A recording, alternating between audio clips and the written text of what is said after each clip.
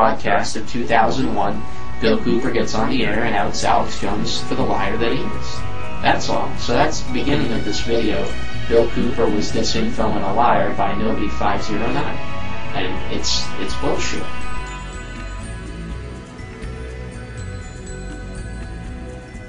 I was not cut off. I did not use any kind of foul language whatsoever. They've stepped on their dicks this time, no matter what they do. They've stepped on their dicks this time, no matter what they do, they lose, and they know it. Because if they make a martyr out of William Cooper...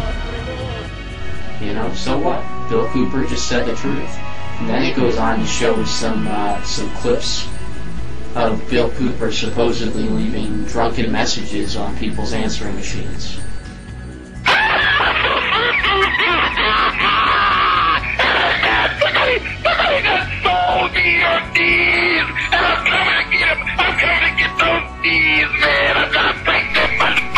You know, there's no way that was Cooper on those answering machines or not. Now, really intoxicated, calling up Doug Dean sometime in the wee hours of the morning.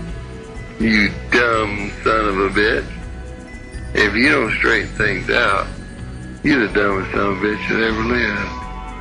In fact, you may not even live. But what does this really prove? The title of the video is Bill Cooper was disinfo and a liar. This video doesn't prove Cooper was disinfo or a liar. So the title in itself is a lie. There are areas of the moon where plant life grows and even changes color with the seasons.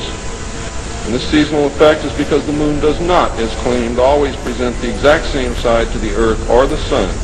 There is an area that wobbles in and out of darkness on a seasonal basis, and it is near this area that the plant life grows.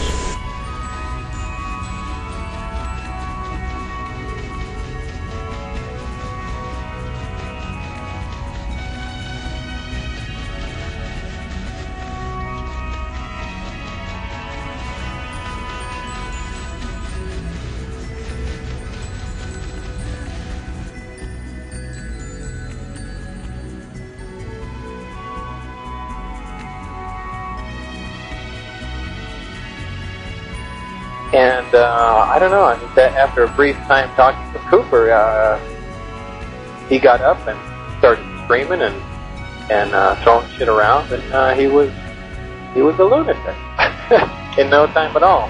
Granted, he was drinking a lot, and there again, both times I met him, he always has some liquor connected to him, not beer or something like that, but always drinking some sort of hard liquor, so I've never seen him in a completely sober state.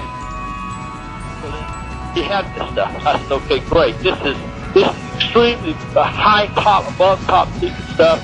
Now you stashed it in a secret place, and you want to make sure that you don't ever lose it. So you give Bob one copy, and surely you ran off some other copies. You stashed them off at Grandma's house in Louisiana or someplace. You put them in a safe place. Well, I'd rather not talk about that. Okay. All right. The set that you had, Bill. You've got them somewhere. I need to know, because if you're telling the world about it, when are you going to show it? He says, well, that's the problem. I was living, I believe his family members were living there in L.A., and he says, we had a storage garage attached from the house, and he says, in the middle of one night, there was a mysterious fire, and it burned completely to the ground.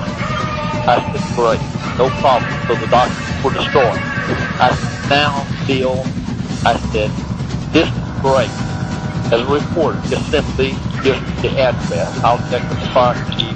No, I'm not. Too many people have been threatened. Too many people have been hurt. I'm not getting anyone else involved. I said, whoa, wait a minute, Bill. I'm simply going to check a date and an address to verify that there was a fire at that address. In story. No, I don't want to. I'm not going to do it, Tony. He got...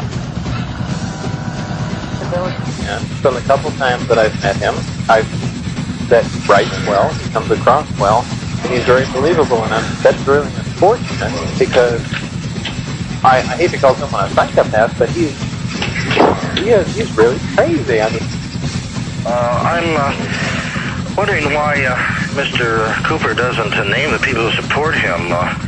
From what I've been reading lately, some of the strongholds of the leaders of the community, UFO community, including Virgil Armstrong, Jim Beebe, Bill Hamilton, Bandini, DeMar, Dennett, Lars Hansen. These people themselves have been putting the facts as the way they see it. Is very much against your presentation of being original and being authentic. As far as your ethics go, they don't seem to think too much of that. And I think this extends to MUFON too. People, how can you comment about that? Well, certainly, I'd be happy to comment about it.